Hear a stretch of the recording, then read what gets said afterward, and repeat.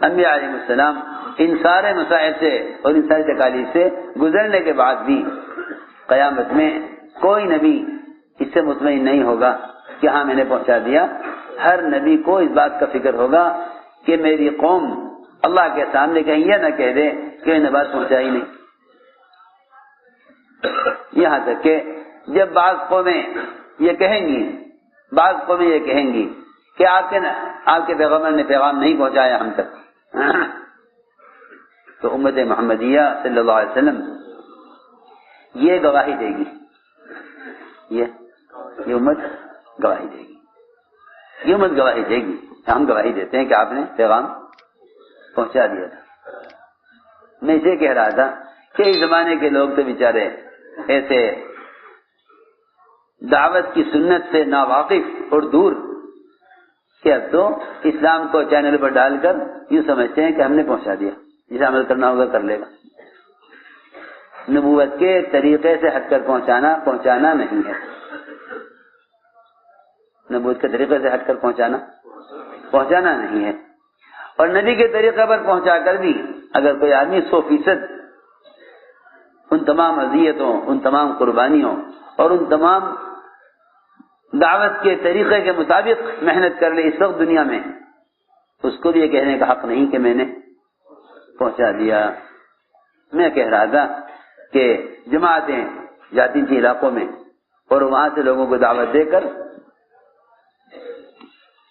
مدینہ منورہ کی طرف بھیجا کرتی تھی. وفود بھی آتے تھے اور افراد بھی آتے تھے، جماعتیں بھی آتی تھی اور افراد بھی آتے تھے.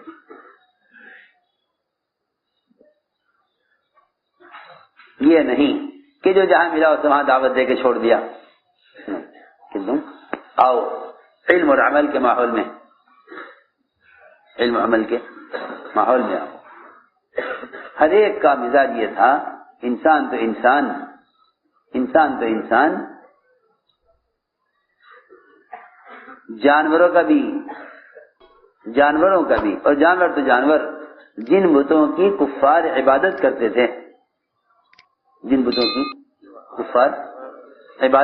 تھے، وہ بت بھی اپنے عابدوں سے، کافروں سے کہتے تھے کہ اب ہمارا زمانہ ختم ہو گیا ہے، ہمیں کیا سجدہ کر رہے؟ ہمارا زمانہ ختم ہو گیا، ہمیں کیا سجدہ کر رہے؟ ہمارا زمانہ ختم ہو گیا ہے، اب تو زمانہ مسجدوں کا آباد کرنے والوں کا ہے. بت کہہ رہا کہ اب دنیا میں کن کی چلے گی؟ ہاں دیکھو تو صحیح، بت کہہ رہا اندر سے. جی ہاں، کہ ہمارا زمانہ اب چلے گی ان کی، کہ اب دنیا میں جو نظام چلے گا وہ مسجدوں کا آباد کرنے والوں کا چلے گا. ہماری عبادت کا اور ہماری پوجا پاٹ کا زمانہ ختم ہو گیا ہے. ہر مخلوق اس میں لگی ہوئی تھی.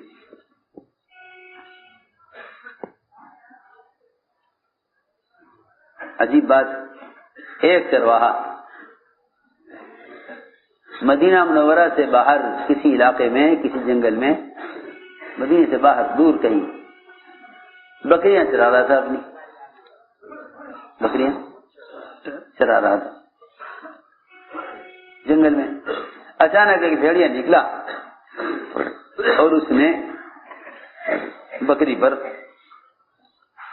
حملہ کیا، بکری کو پکڑ لیا بھیڑیے نے.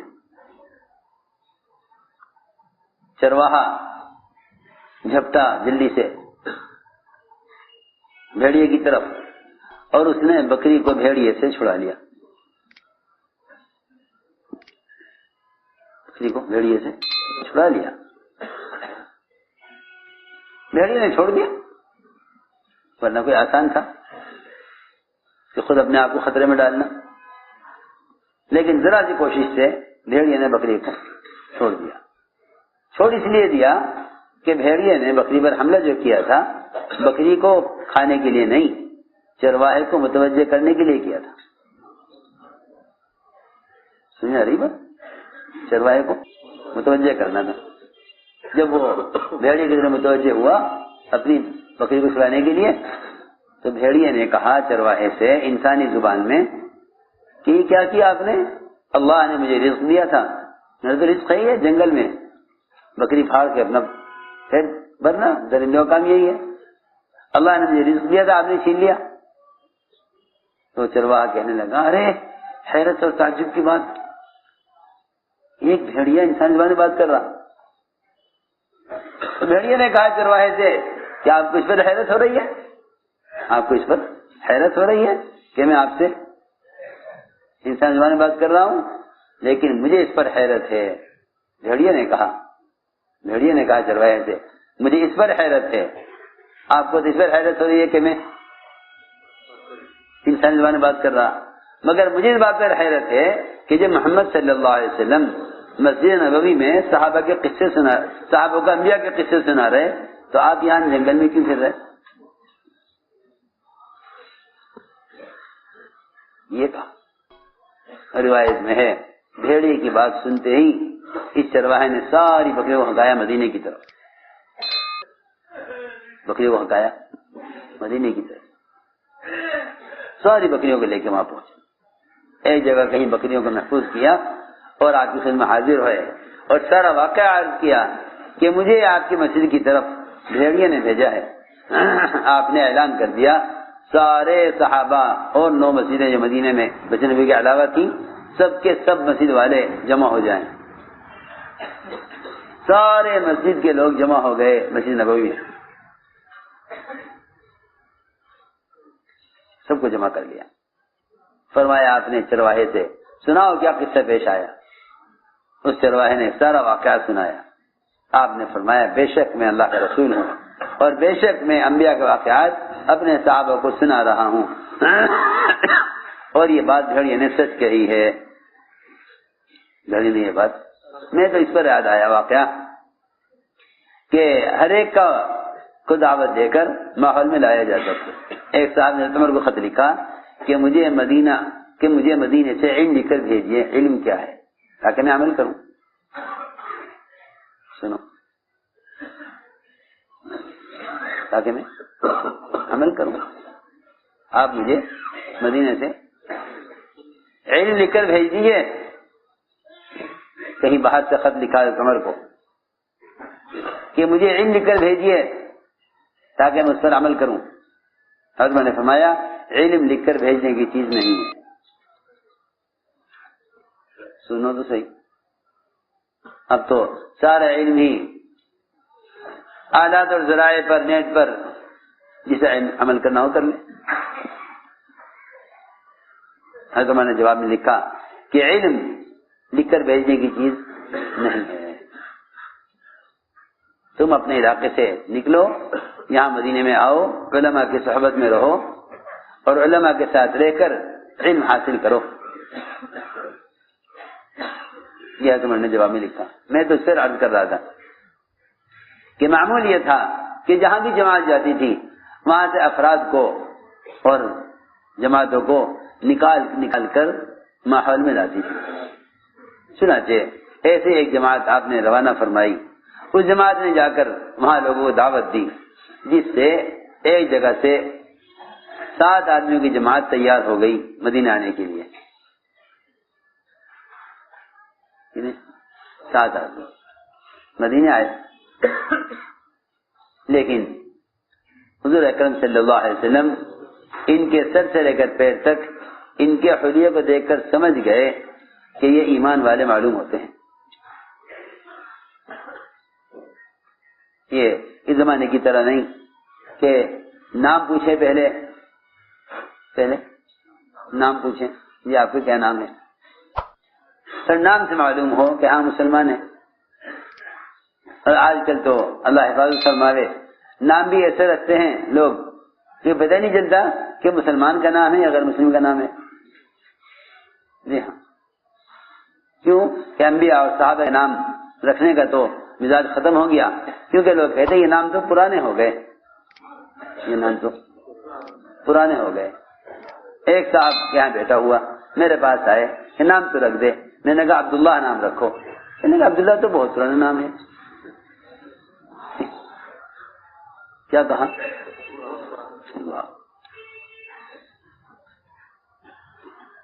عبداللہ عبد الرحمن احب الاسماء الی اللہ، اللہ کو سب سے زیادہ محبوب ہے یہ نام۔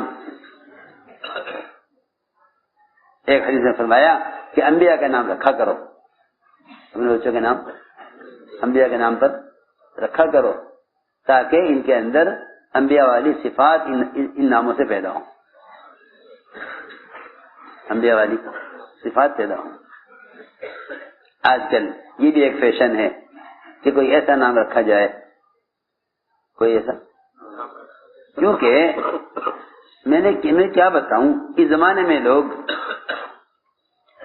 نام سے عزت اور مال حاصل کرنے کے لیے ان بادشاہوں کے نام پر نام رکھتے ہیں جن بادشاہوں کو اللہ نے مال دے کر ہلاک کیا ہے۔ جی ہاں، کسی کا نام سکندر، کسی کا نام پرویز، حالانکہ پرویز اس بادشاہ کا نام ہے جس نے حضور اکرم صلی اللہ علیہ وسلم کا خط پھاڑا تھا۔ آپ کا خط پھاڑ دیا تھا، آپ کا خط پھاڑنے والے بادشاہ کا نام پرویز تھا۔ آپ نے فوراً بد دعا دی کہ اللہ اس کو اس کے ملک کو پھاڑ کر ختم کر دے ہمیشہ کے لیے۔ تو میں نے عرض کیا کہ لوگ، کیونکہ زمانہ جاہلیت میں عجیب بات یہ تھی کہ لوگ عبداللہ عبد الرحمن یہ نام تو رکھتے تھے اپنے غلاموں کے، اپنے غلاموں کے، سنو، یہ نام تو رکھتے تھے اپنے غلاموں کے، اور کلاب اور اسد یہ نام رکھتے تھے اپنی اولاد کے۔ آپ دیکھیں، بنو اسد، بنو کلاب سب قبیلے ہیں۔ تو پوچھا گیا کہ ایسا کیوں کرتے ہو کہ غلاموں کے نام تو بڑے اچھے اچھے رکھتے ہو اور اپنی اولاد کے نام، اپنی اولاد کے نام درندوں کے نام پہ رکھتے ہو، کسی کا نام شیر، کسی کا نام چیتا، کسی کا نام، یہ کیا بات ہے؟ یہ تو کہا دیکھو بھائی، بات یہ ہے کہ شیر دلیر ہوتا ہے، اس سے ہمارے اولاد کے اندر کیا آئے گی؟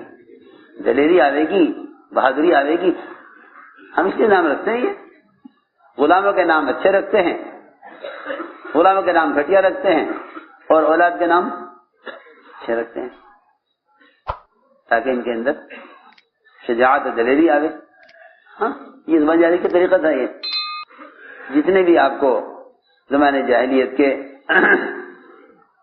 قبائل ملیں گے، ان سارے قبائل کے بڑوں کے نام سب درندوں کے نام پر ہوں گے، درندوں کے نام پر، درندوں کے نام پر، تاکہ ان کے اندر بہادری اور شجاعت آوے۔ میں نے عرض کیا کہ صحابہ کے اور انبیاء کے نام رکھا کرو، جتنا نام بچوں کے نام رکھنے میں صحابہ کے ناموں کا اہتمام ہوگا اتنا ہی اسلام کا تعارف ہوگا۔ وہ تو ان ناموں سے پتہ چلے گا کہ کن کی جماعت کا آدمی ہے، اور نام سے زیادہ آدمی کو اپنے حلیے سے معلوم ہوگا کہ مسلمان ہے یا غیر مسلم ہے۔ اس لیے بات ذہن میں رہے سب کے کہ سلام میں ابتدا کرنے والا افضل کیوں ہے؟ سلام میں ابتدا کرنے والا افضل کیوں ہے؟ کہ اس لیے افضل ہے تاکہ وہ بتائے کہ وہ مسلمان ہے۔ اگر سلام ابتدا نہیں کرے گا تو دوسرے کے سلام سے بھی محروم رہے گا۔ کیوں؟ اس لیے کہ جب تک مسلمان اتباع سنت پر نہ ہو، سنت دھیان سے بات یہ، جب تک مسلمان اتباع سنت پر نہ ہو اس وقت تک سلام کا مستحق نہیں ہو سکتا۔ ہماری بات سمجھ میں آئی؟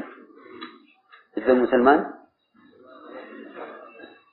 مسلمان اتباع سنت پر نہ ہو وہ سلام کا مستحق نہیں ہوتا.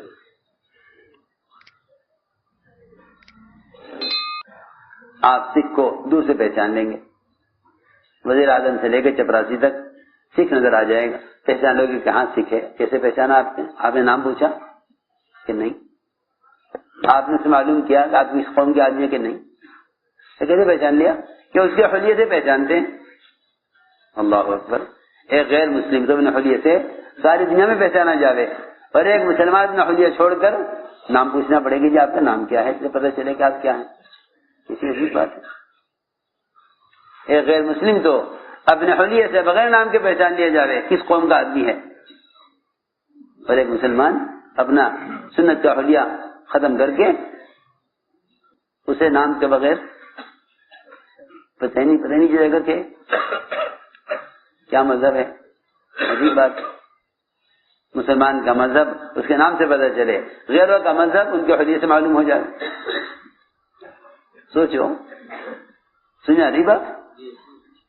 جی ہاں, غیروں کا مذہب تو ان کے حلیے سے معلوم ہو جائے, اور مسلمان کا مذہب نام کے بغیر معلوم نہ ہو. کہیں حادثہ ہو جائے, کہیں ٹرین ٹکرا جائیں, کہیں زلزلہ آ جائے تو مسلمانوں کی لاشوں کو غیر مسلموں سے صرف ختنہ دے کر الگ کیا جاتا ہے.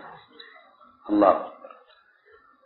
جو مسلمان سر سے لے کر پیر تک اسلام کی علامتوں سے بھرا ہوا تھا, اس مسلمان کے ختنہ کو دیکھ کر فیصلہ ہو کہ مسلمان ہے یا غیر مسلم ہے. اور لوگ کیا کہتے ہیں کہ جی وہ تو اسلام تو فرائض کا نام ہے, اسلام تو فرائض کا نام ہے, اور فرائض ہم پورے کر ہی رہے ہیں. اسلام تو فرائض ہے, نماز, روزہ, حج اور زکات, اور رہا شاہدین گواہی اس کا ہم اقرار کر کیے ہوئے ہیں. ہم تو مسلمان گھر میں پیدا ہوئے, وہ تو ہم جانتے ہی ہیں کہ ہم مسلمان ہیں. شاہدین کا تعلق اس تصور سے ہے کہ ہم مسلمان ہیں, اور فرائض پر عمل کرتے ہی ہیں. یہ اسلام ہے, اسی کو اسلام کہا گیا حدیث میں. جی ہاں, 5 فرائض کا ادا کر لینا یہ تو مسلمان ہونے کی اور اسلام میں داخل ہونے کی شرائط ہیں. اسلام میں داخلے کی شرائط ہے. جی ہاں, اسلام میں داخلے کی شرائط ہیں. اس کے بغیر آپ مسلمان ہو ہی نہیں سکتے, اسلام میں آ ہی نہیں سکتے آپ. یہ تو مسلمان ہونے کی شرائط ہیں, یہ تو مسلمان ہونے کی شرائط ہیں جنہیں آپ یہ کہہ کر مطمئن ہو جائیں کہ فرائض پر عمل ہو گیا. اگر یہ نہیں ہے تو آپ مسلمان ہی نہیں ہیں, سیدھی بات ہے. کیونکہ یہ فرائض کافر کو بتلائے جاتے تھے, یہ فرائض کافر کو بتلائے جاتے تھے اسلام میں داخل ہونے کی شرائط کے طور پر. سمجھ آ رہی نا بات؟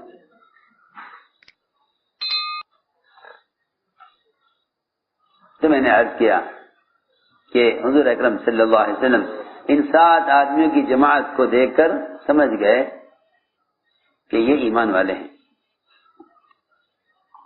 نہ نام پوچھا آپ نے ان کا, نہ ان کا آپ نے نام پوچھا, نہ ان سے ان کا مذہب پوچھا, بلکہ روایت میں ہے کہ آپ نے ہمارے حلیے سے ہمیں مسلمان سمجھا. روایت میں ہے کہ ہمارے حلیے سے ہمیں مسلمان سمجھا آپ نے. آپ ہمارا تم کیا ہو؟ ہم سب نے ایک زبان ہو کر کہا کہ ہم سب ایمان والے ہیں. معلوم ہوتا ہے کہ ظاہری حلیے سے ایمان کا تعلق ہے. اس لیے کہ حدیث میں آتا ہے کہ ذکر کی حقیقت یہ ہے کہ ذاکر کو دیکھ کر اللہ یاد آئے. اس کا مطلب یہ نہیں ہے کہ آپ چاہتے بہت لمبی تسبیح ہو کہ آپ کے ذکر سے اللہ یاد آ جائے. یہ مطلب بھی نہیں ہے کہ آپ کے ذکر کرنے سے لوگوں کو اللہ یاد آ جائے. فرمایا کہ ذکر کی حقیقت اور ذکر کا اثر یہ ہے، ذکر کی حقیقت اور ذکر کا اثر یہ ہے کہ جو آدمی ذاکر ہوگا وہ یقیناً متبع سنت ہوگا، وہ یقیناً سنو غور سے، ذکر کی حقیقت ہے کہ جو آدمی حقیقت میں ذاکر ہے، یوں آدمی چلتے پھرتے تصویر پڑھ لے، تیری زبان اللہ کے ذکر سے تر رہے، بے شک اچھی بات ہے، لیکن ذکر کی حقیقت یہ نہیں ہے، ذکر کی حقیقت یہ نہیں ہے، ذکر کی حقیقت یہ ہے کہ مسلمان کے اعضاء سے سنتیں ظاہر ہوں،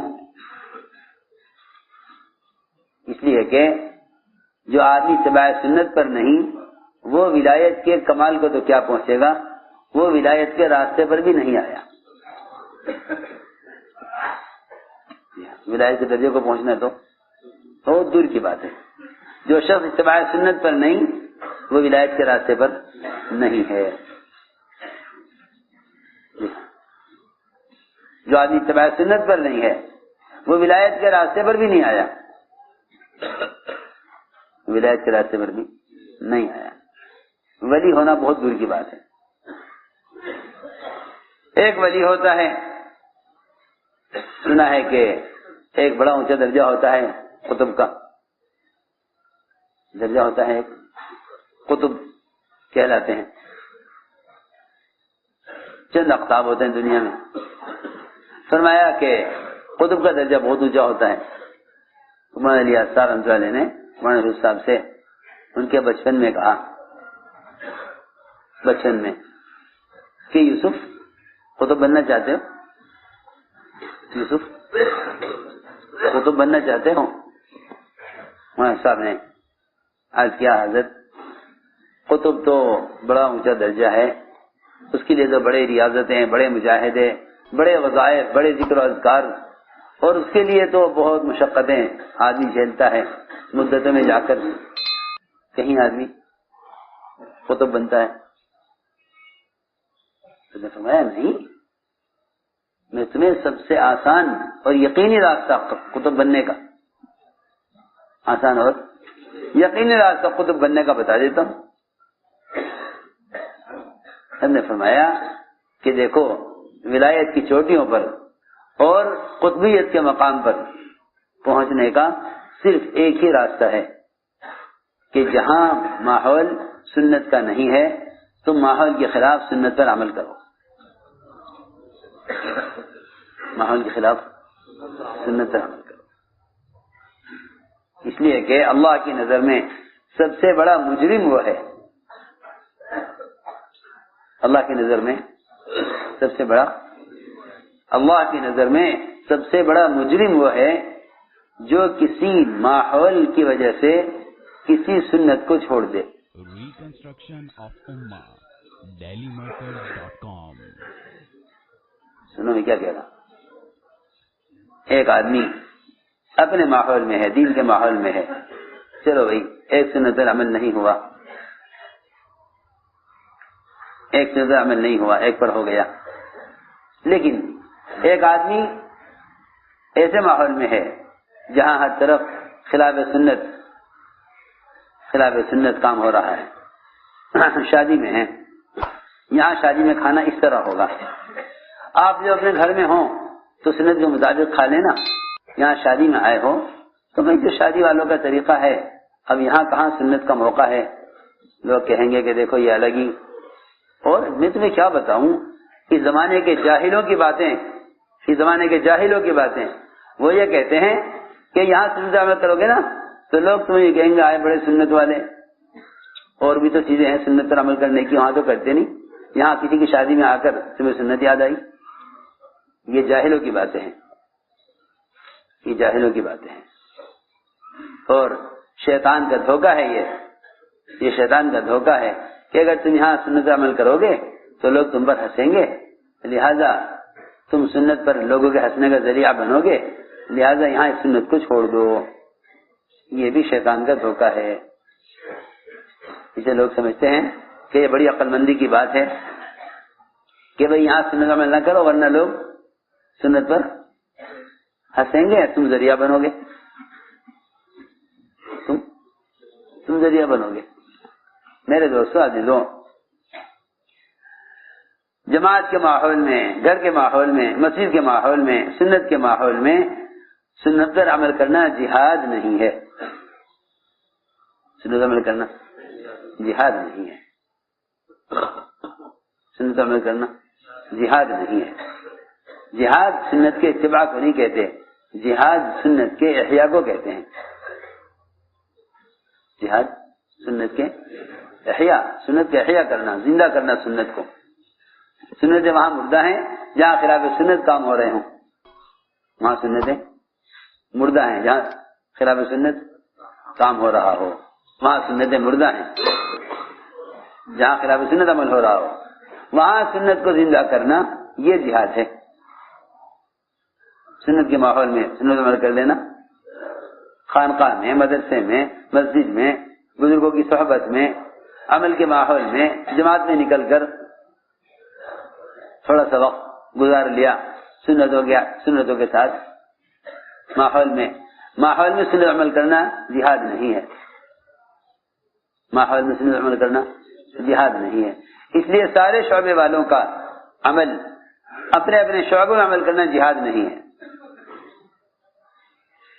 اپنے اپنے شعبے میں عمل کرنا، جی ہاں، لوگ بیچارے دین کے شعبوں میں، دین کے ماحول میں رہ کر سمجھتے ہیں کہ ہمارا دین کمال ہے۔ بالکل نہیں، بالکل نہیں۔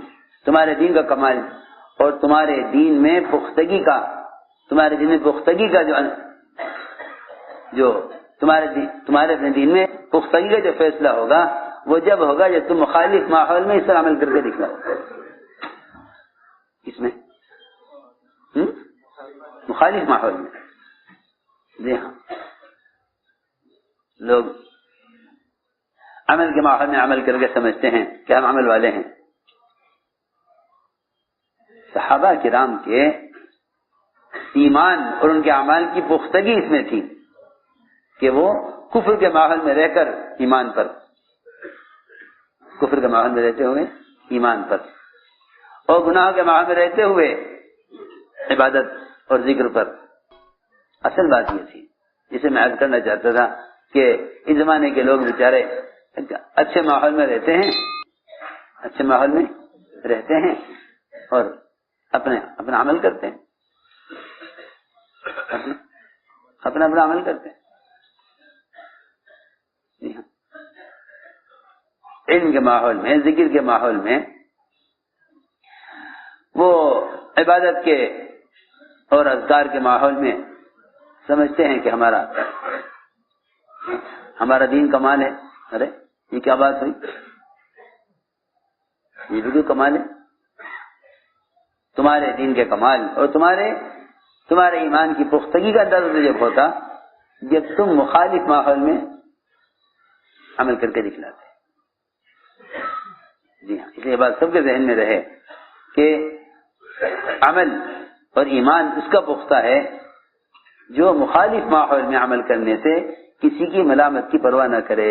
فرمایا یہی ایمان کا کمال ہے، یہی ایمان کا کمال ہے کہ مومن اللہ کے رسول کی اطاعت میں کسی کی ملامت کی پرواہ نہ کرے۔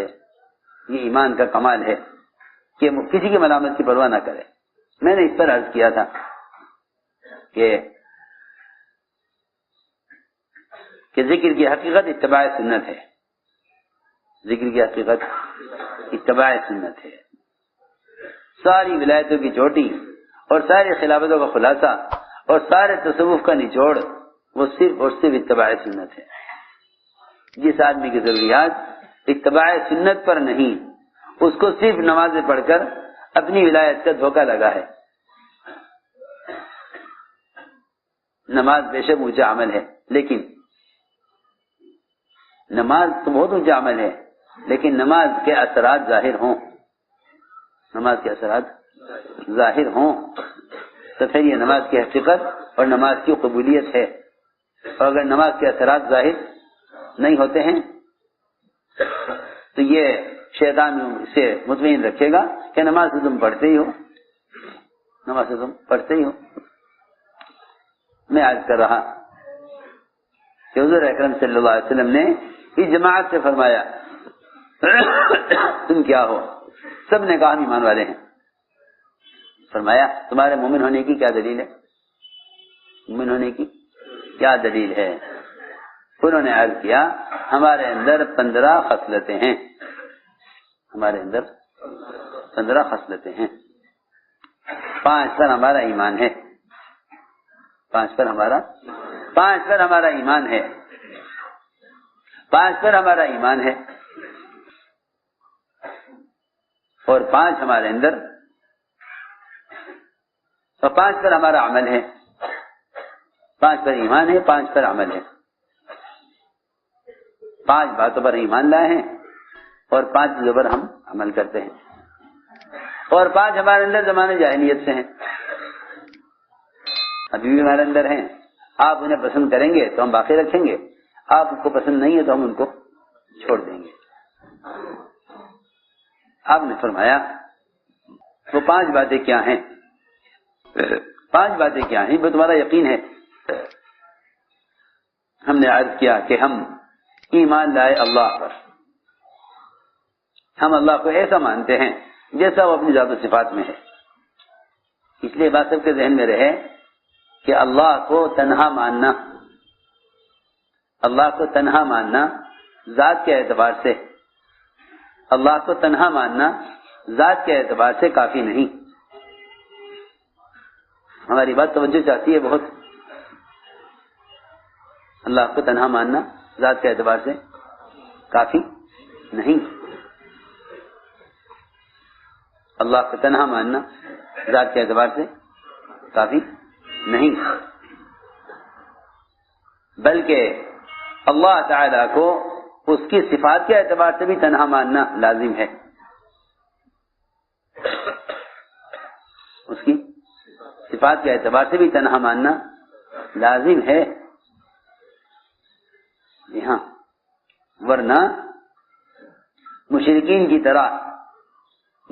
کی طرح جہاں بھی وہ صفات نظر آئیں گی لوگ اس طرف جھک جائیں گے,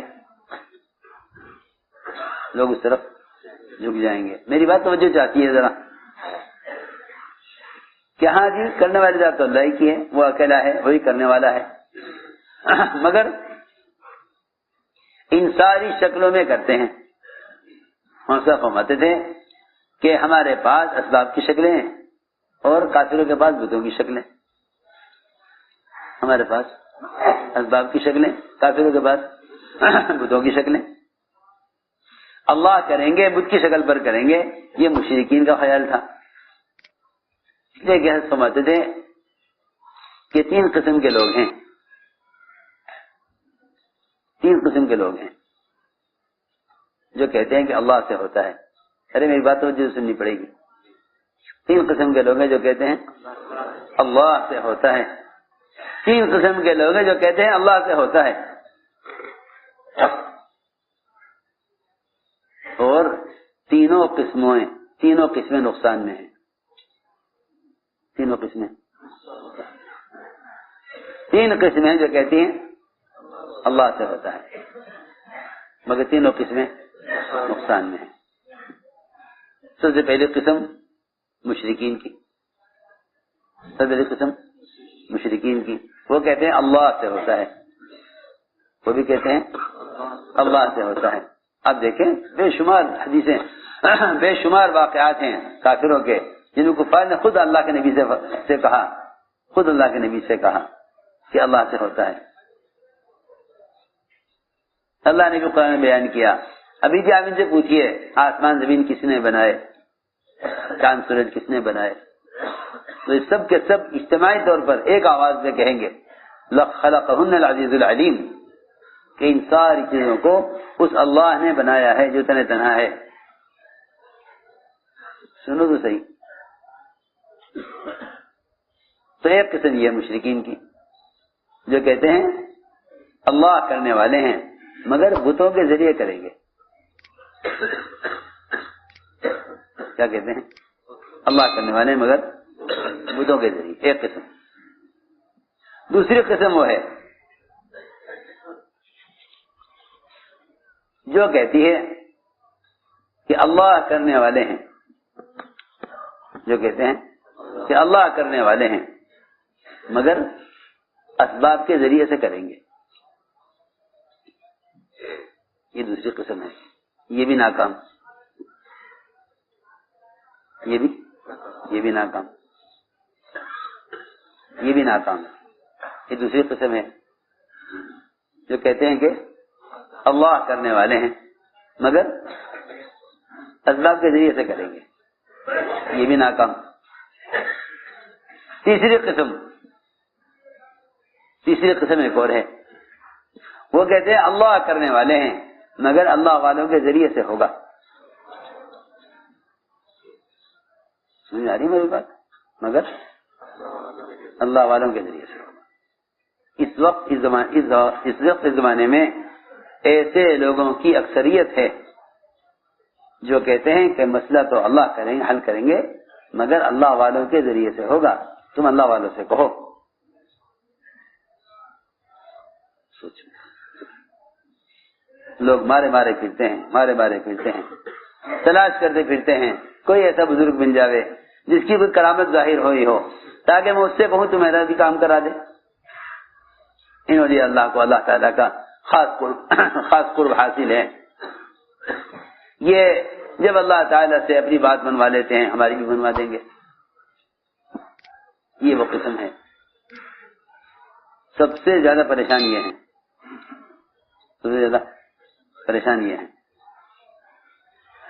تینوں کہتے ہیں کہ اللہ سے ہوگا مگر ان میں سے اللہ کی قدرت ایک کے ساتھ بھی نہیں ہے، ان میں سے کسی کے بھی ایک کے ساتھ بھی اللہ کی قدرت نہیں ہے۔ یہ سمجھنے کی بات ہے۔ تینوں کہتے ہیں اللہ سے ہوتا ہے لیکن تینوں میں سے ایک بھی اللہ کی ذات سے فائدہ اٹھانے والا نہیں ہے۔ ہائے یہاں آ کر امت اٹکی ہوئی ہے، اس لیے کہ اعمال کا معاملہ ایسا ہے کہ اللہ کی ذات عالی سے براہ راست فائدے اٹھانے کے اسباب ہیں اعمال۔ اللہ کی ذات عالی سے براہ راست فائدے اٹھانے کے لیے اعمال ہیں۔ ہم سمجھتے تھے کہ کائنات کا یقین نکلنا تو شرط ہے قدرت سے استفادے کے لیے، کائنات کا یقین نکلنا شرط ہے قدرت سے فائدہ اٹھانے کے لیے۔ یہاں جسے بھی دیکھو گے وہ سبب پر محنت کرے گا پھر اللہ سے امید کرے گا۔ ساری امیدیں لوگ اللہ سے کرتے ہیں اسباب کی بنیاد پر۔ دکان ہے مگر امید اللہ سے ہے، کتنے نقصان کی بات ہے۔ دکان ہے مگر امید اللہ سے ہے، کارخانہ ہے مگر امید اللہ سے ہے، حکومت ہے مگر امید اللہ سے ہے۔ ارے یہ کیا بات ہوئی؟ یوں کہتے کہ نماز ہے اور امید اللہ سے ہے، معاملات میں احسان کرتا ہوں گاہکوں پر امید اللہ سے ہے، بیواؤں پر یتیموں پر خرچ کرتا ہوں امید اللہ سے ہے۔ سوچو تو صحیح، اگر مادی اسباب اللہ سے امید کرنے کے قابل ہوتے، اگر مادی اسباب دنیا کے اسباب اللہ سے امید کرنے کے قابل ہوتے تو لوگ اپنے اسباب میں ناکام نہ ہوتے۔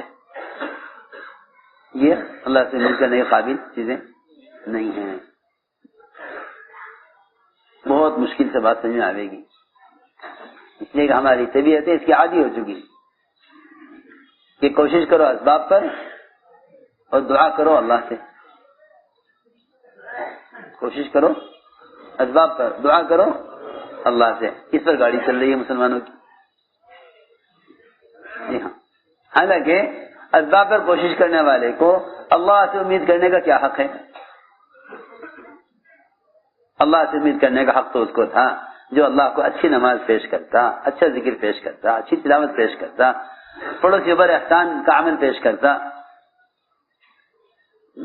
وہ اسے ہے حق اللہ سے امید کرنے کا حق اس کو ہے، عمل پیش کرے۔ اے اللہ یہ میں نے عمل کیا ہے، مجھے تیری ذات سے امید ہے، ساری امیدیں اللہ سے برائے اسباب کیے ہوئے ہیں. یہی وجہ ہے کہ لوگ حاجت سے زیادہ اللہ سے اسباب مانگتے ہیں. لوگ اللہ سے حاجت کتنا نہیں مانگتے جتنا. عجیب بات ہے. اللہ سے اسباب مانگتے ہیں بجائے حاجت کو مانگنے کے، بجائے اللہ سے حاجت کو مانگنے کے اسباب کو مانگتے ہیں کہ اللہ اس ڈاکٹر کے ذریعے تو شفا دے دے. ہے تم نے ڈاکٹر پر اللہ کی قدرت کو کیوں موقوف کر دیا؟ یوں کیوں نہیں کہتے اللہ تو شفا دے دے، اے اللہ تو شفا دے دے، ڈاکٹر کے ذریعے دے بغیر ڈاکٹر کے دے.